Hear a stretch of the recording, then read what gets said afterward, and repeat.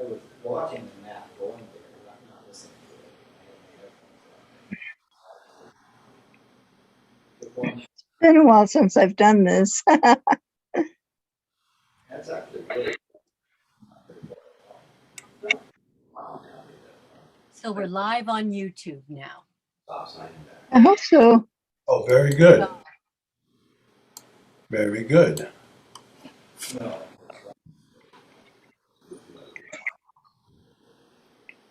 1 mile is halfway between the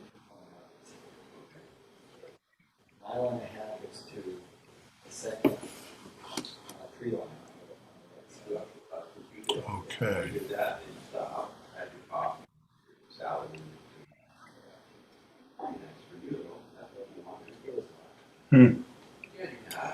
Wow.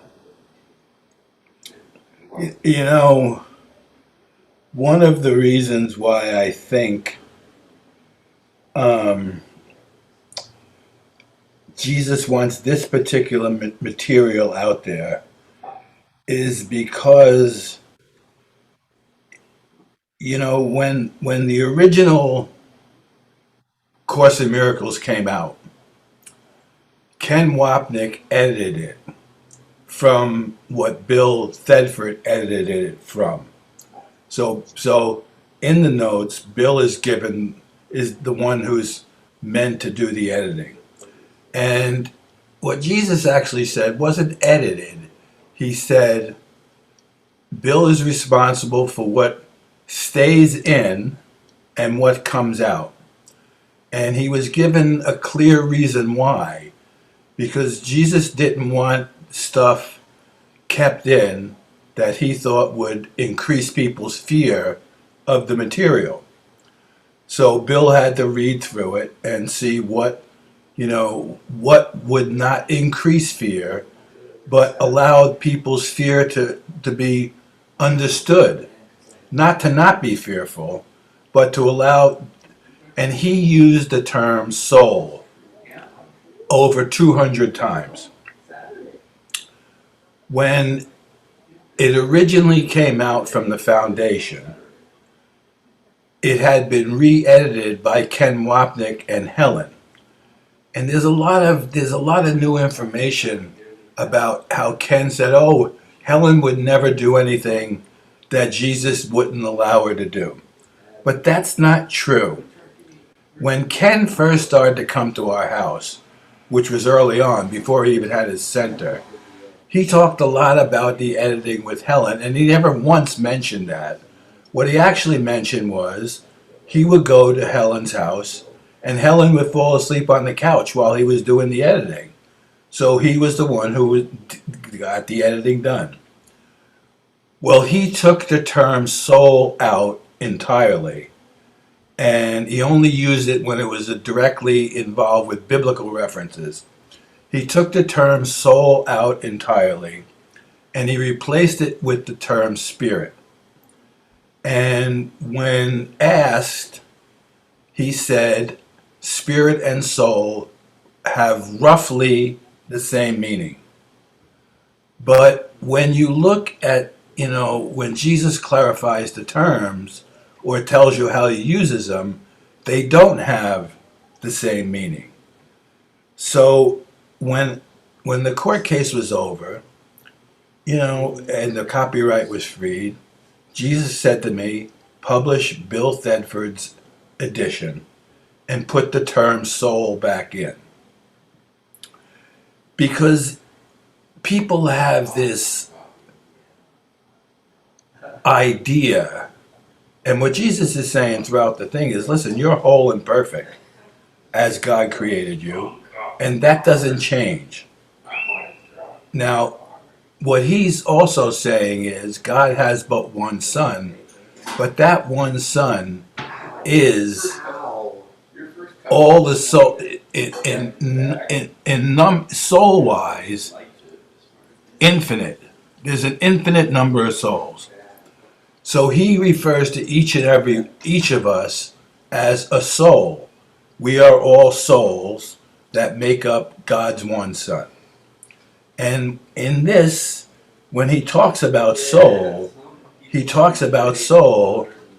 as the purity of God creating you, and it with the impossibility of there ever being anything other than God created you as.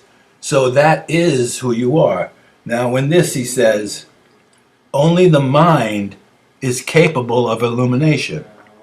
The soul is already illuminated, and the body in itself is too dense. The mind, however, can bring its own illumination to the body by recognizing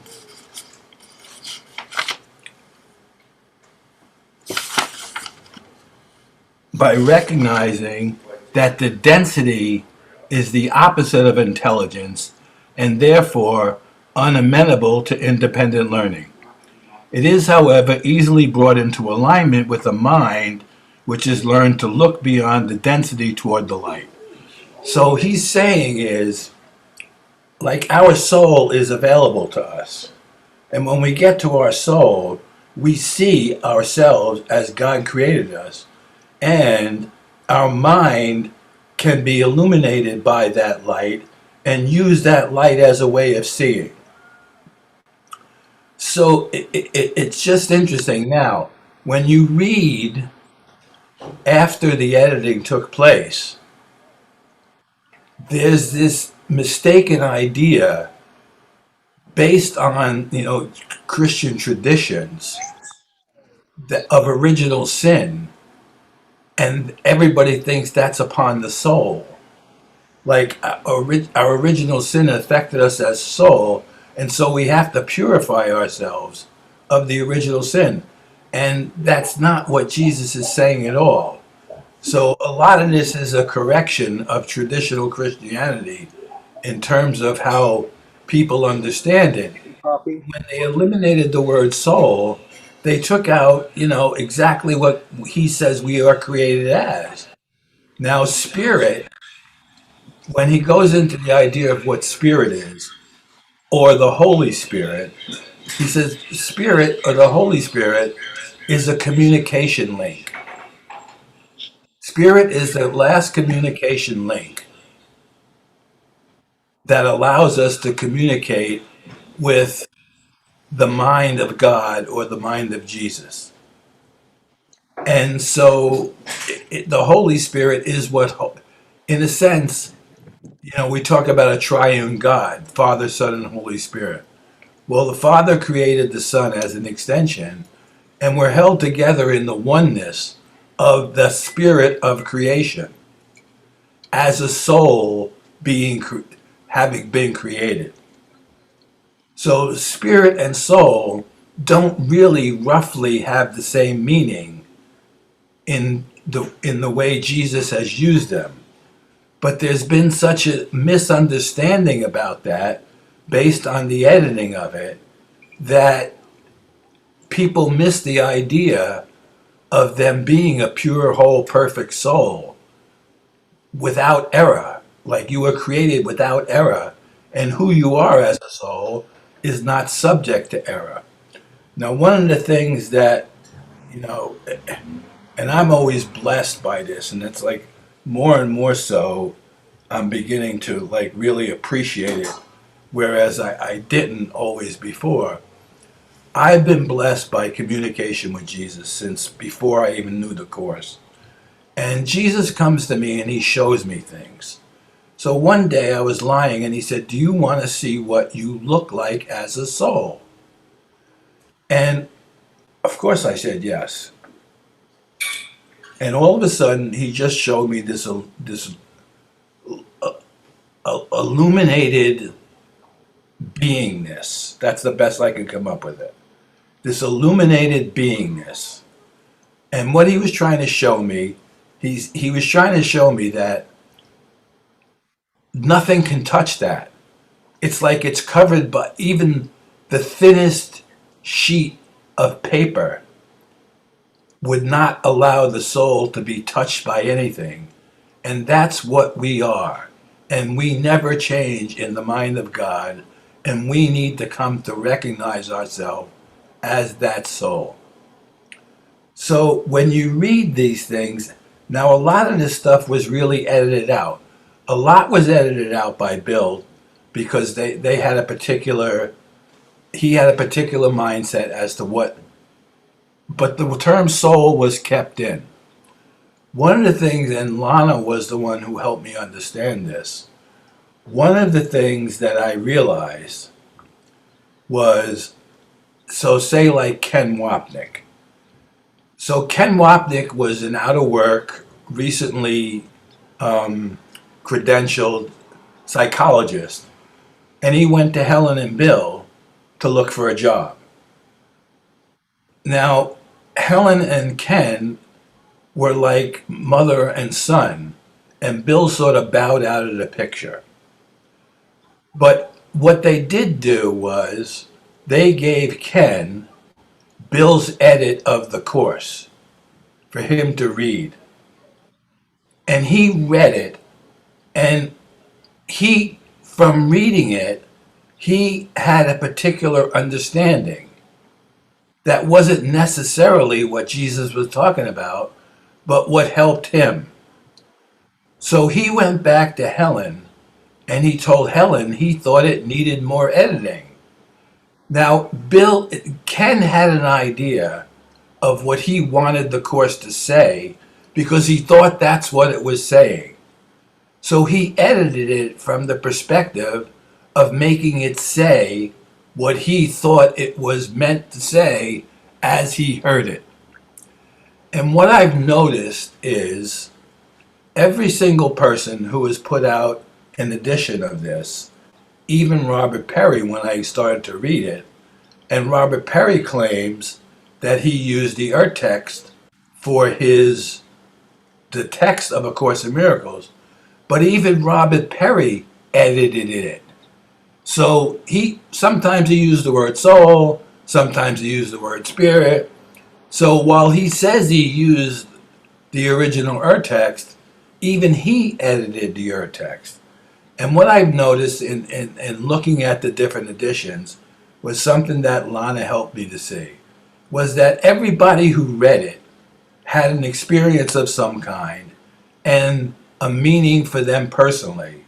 So they went back and re-edited it in order to make what they were thinking true, rather than just do it the way Jesus, Helen, and Bill were told to do it. So it's just been recently that Jesus asked me to put out Helen's notes as a book, and he said use the first 8 or 9 chapters. And the reason for that is, in the original 8 or 9 chapters, Helen is sort of going through her own questions and Bill their own questions based on their resistance to the material, which eventually, after chapter 9, dies out. Like there's very little of that. Like all their questions were sort of basically answered by chapter 8 or 9. And she just took down the notes the way he gave it to her. And very little editing was needed by Bill after that because there was none of the personal dialogue in it. And a lot of the personal dialogue in the beginning was based on use of sex and sexual material. And there was a reason for that, is because they were in Helen liked Bill and didn't like her husband, and Bill was gay and had particular understandings about it. And a lot of the material deals directly with their understanding and also gives psychological techniques in order to help them with their clients. But Helen, one of the things Helen said was she didn't want sex in her book. So it was all of that stuff was edited out. The foundation has used the claim that the material was too personal, so therefore that's why it was cut out. And it wasn't that it told a lot of secrets, it's that it was personal to them within the nature of the conversation Jesus was having. And now that they're all gone, now that, Helen's gone and Bill is gone. And the funny part about it is I've had communication with Helen. There's no reason for these things to not come out because they're very helpful. So it's really, the material is pretty challenging in terms of some of the stuff it's saying.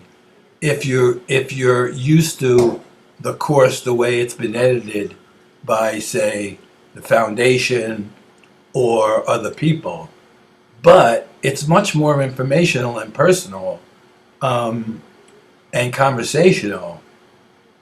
And the use of the terms as he uses them clears a lot of stuff up that sort of was,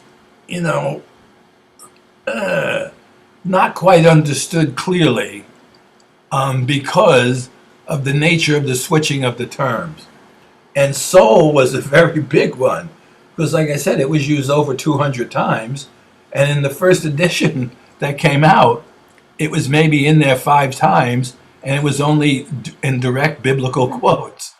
So it's interesting, having seen my soul and, understanding what Jesus is trying to say based on the nature of us being created by God as whole and perfect. Now, what he's saying is, as a soul, you were created whole and perfect.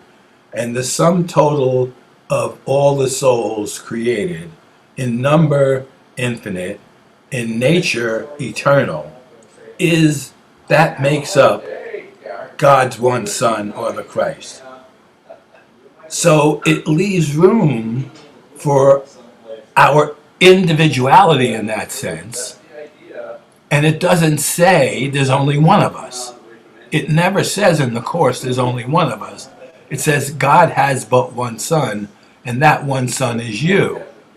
But what's left out in most of the editions is the idea that God has one Son, and that one Son is you, and his one Son is the sum total of all souls created by the Father as his extension, which allows us, in a sense, the ability to be individual, as well as the ability to have the sameness of the perfection as God created us, whole and perfect, without that ever being touched by anything we think, do, or say, or anything within the illusion at all.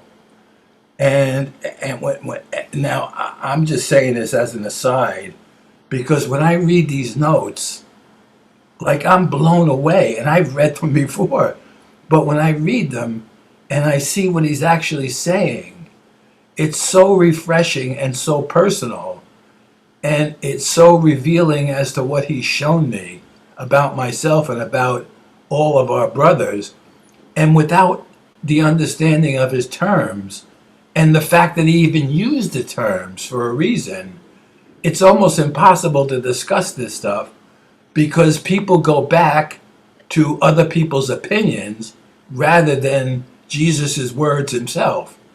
And, the importance for me is what Jesus is saying is, hey, listen, these are my words. If you want to know what they mean, ask me.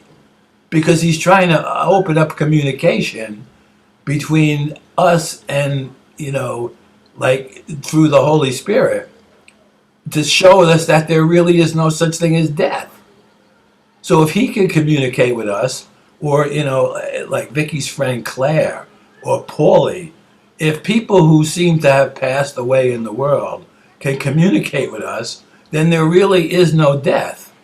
There's some sort of transit. Death is a transition into another form of life, another form of living.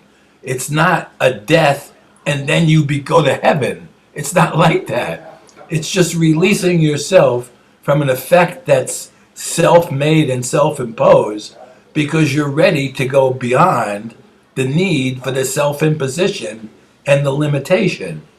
So, and using these notes gives me the ability to talk about things like this, whereas using the Course completely ignores these words because they're not in it. And if I started to talk to people about Jesus' use of the term soul based on the foundation issue, they just negate what they're saying because they've been told soul is roughly the same as. Living here for a couple of weeks. So it Oh yeah. just blows me away. And what happens All is right. I get so grateful for like my own communication and for the ability to even have these words. And the only reason why I do is because of the lawsuit. And in the lawsuit, in the discovery, they had to give me all the material. And what I immediately did was read the material, and then we were told to put out the sparkly, and I started to send the material to everybody I knew at the time who could benefit from it. And Robert Perry happened to be one of them. So I got a big box of this material, every edition from Helen's notes. We even had the steno notes, her shorthand, which is virtually unreadable. So I sent those around to a lot of different people, and somebody actually took 10 years and went through her steno notes and translated them and made an edition out of that. And I'm just so grateful for that, for what has gone on and the ability to have these words directly from Jesus, that I don't know what to say. And all of this stuff verifies the experiences that I have had with him just from saying yes. And part of the reason why he wanted this to come out at all was because he's encouraging people to communicate with him in the self-same personal nature that Helen and Bill did. It's not that you have to be pure already to hear his voice. You wouldn't need to be pure. You wouldn't need to hear his voice if you knew who you were.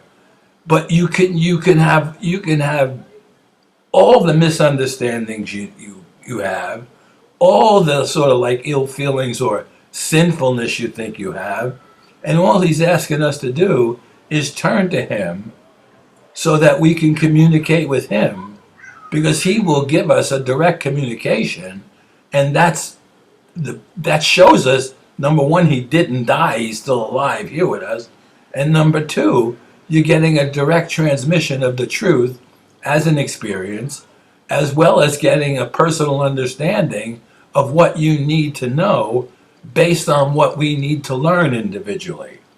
And I just think it's spectacular. I never know what to say about it. And when I read some of these stuff, it's like it just completely, I don't know. I just get so grateful. And I've probably said this 100,000 times, but I just get so grateful. And I really don't know what to say or do, because this says it all as far as it needs no explanation when you read it from that personal standpoint as directly to you without the translation or interruption of other people's viewpoints upon his words. That's the best I can say. And I know Okay, that's wonderful. Thank you. I know we almost up with our time. So what I'll do is I'm just going to read until the end of the next page, and then we'll be done for the day. The density is the opposite of intelligence and therefore unamenable to independent learning. It is, however, easily brought into alignment with a mind which has learned to look beyond density toward the light, and that's what we are as souls. Corrective learning always begins with awakening the spiritual eye and turning away from the belief in physical sight. The reason this entails fear is because man is afraid of what his spiritual eye will see, which is why he closed it in the first place. We said before that the spiritual eye cannot see error and is capable only of looking beyond it to the defense of atonement.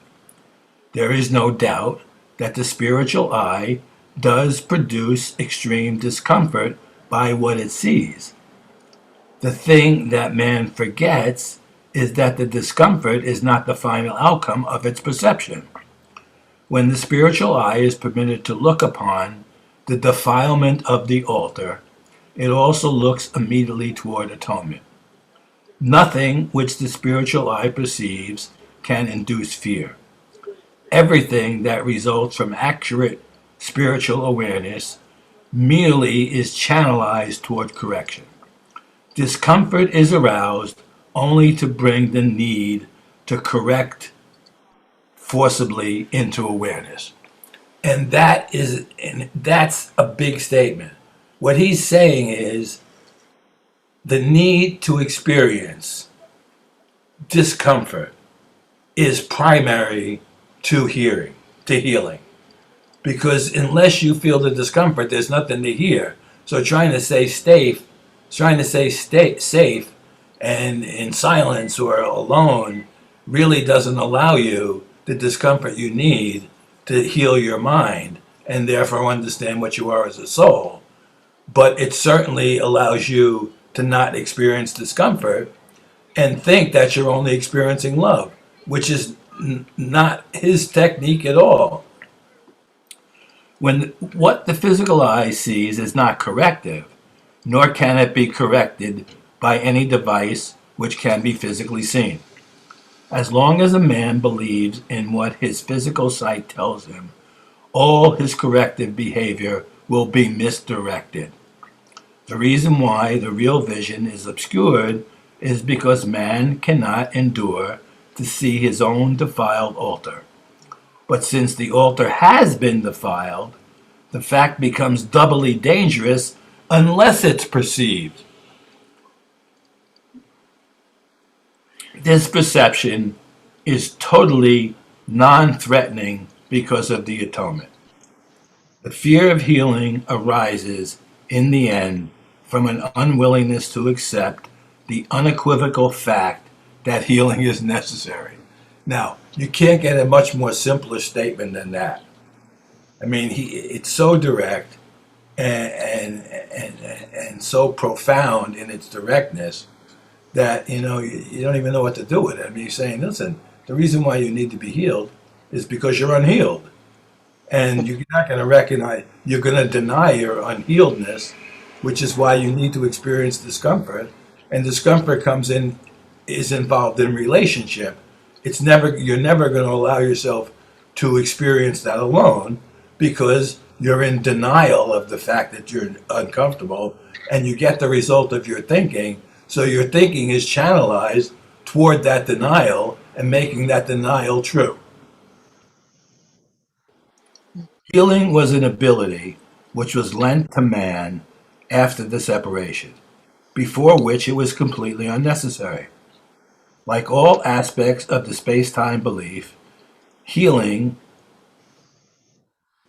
ability is temporary.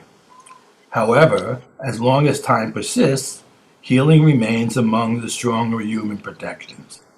This is because healing always rests on charity, and charity is a way of perceiving the true perfection of another, even if he cannot perceive it himself. Most of the loftier concepts of which man is capable is now time dependent. Now, what he's also saying is the only reason we need space-time is for the healing of our mind. And when the healing of our mind occurs, we no longer need space and time.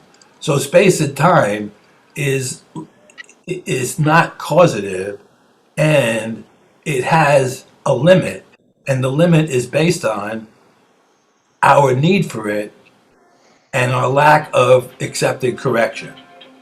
So it does come to an end, and we bring about that end by the healing of our own minds. So he says the only thing at our disposal is the miracle, because the miracle shortens the need for time by allowing us to learn in a more rapid method what we wouldn't have learned before. And his example of that is Helen with the coat. Like, he tells Helen to go to a particular store to get the coat she wanted, and said you would have got the same coat in the end. You just would have went to 16 different stores. I'm telling you exactly where it is so we can save time. And you don't have to waste your time. but you're going to get the result of your own thinking. And the result of your thinking was that coat.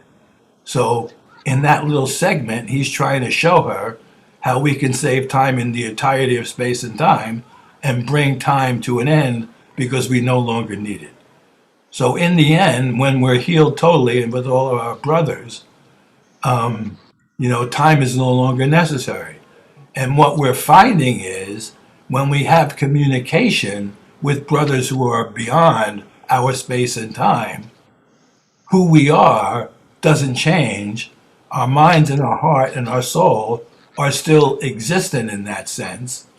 And it's not that we were, so in other words, we weren't born, we didn't come about in being born. We came about in creation, and we don't end in death because life is eternal. And in these segments of learning, we get these little hints, and the hints turn into experiences. And the more we have these experiences, the more beneficial it is to our learning. And because of the nature of this stupendous nature of these occurrences, they become more real to us than the illusions that we held about ourselves before, which is what he's saying. You have to question your own thoughts. You have to question your own beliefs about stuff. You have to decide that maybe you don't know, that maybe what you think isn't exactly the case. Charity is really a weaker reflection of a much more powerful love encompassment, which is far beyond any form of charity that man can conceive of as yet. Charity is essential to right-mindedness in the limited sense to which right-mindedness can now be attained. Charity is a way of looking at another as if he had already gone far beyond his actual accomplishment in time. Since his own thinking is faulty, he cannot see the atonement himself, or he would have no need for charity at all. You can't get more reasonable than that. The charity which is accorded him is both an acknowledgement that he is weak and a recognition that he could be stronger.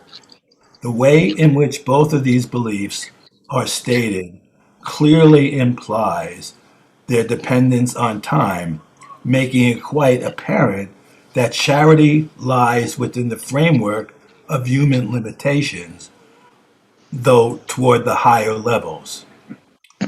Before, twice in fact, that only revelation transcends time. The miracle is an expression of true human charity, can only shorten it at best. It must be understood, however, that whenever a man offers a miracle to another, he is shortening the suffering of both. This introduces a correction into the record, which corrects retroactively as well as progressively. I think that's a good place to leave it for today. So I don't know if anybody has anything they want to say, but please feel free to.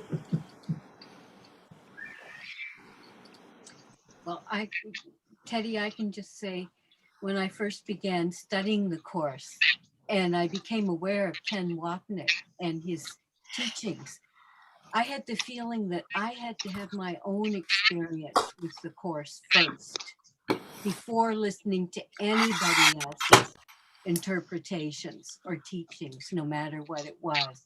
And then there would be a more solid connection with the source of the teaching as further guidance. So Absolutely, that's absolutely true, and that's what it's for.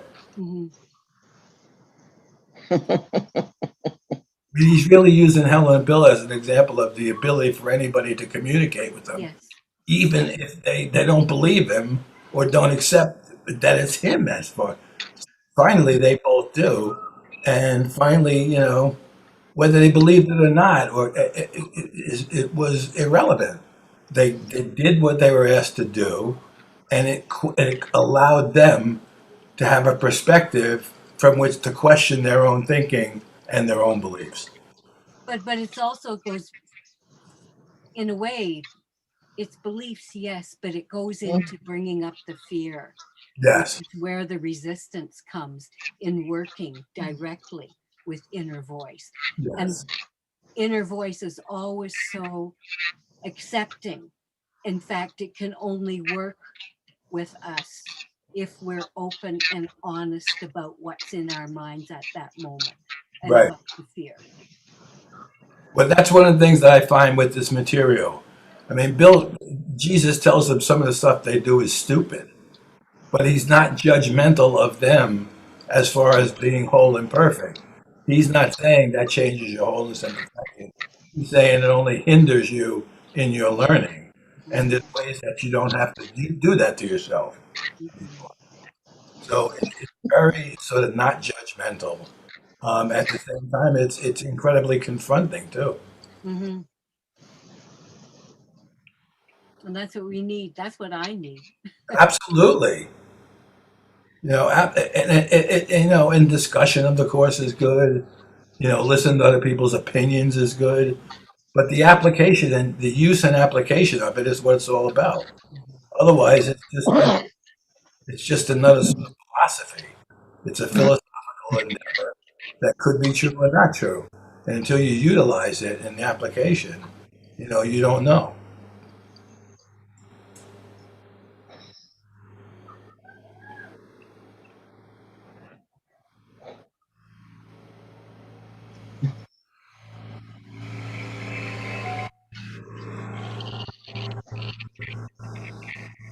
Well, thank you, Teddy. I appreciate your sharing your insights so much. Thank you all for being here. Thank you, Teddy. Thank you. Thank you, Linda. Yeah.